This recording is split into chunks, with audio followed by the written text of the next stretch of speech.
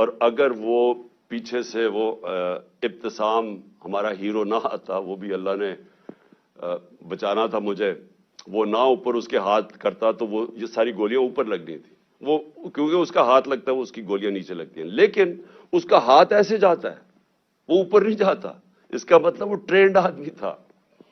तो वो उधर से गोलियां आती है। लेकिन जब मैं गिर रहा था, मेरी टांग पे जब गोलियां लगी, क्योंकि टांग पे जब गोलियां लगी मैं गिर गया, तो जब मैं गिर रहा था मेरे ऊपर से गोलियां, और मुझे वाज़ेह हुआ कि दो मुझे सुने, एक उसका बर्स्ट सुना और उसके ऊपर एक और मैंने दो बर्स्ट, यानी किसी कहीं और से भी गोलियां आई।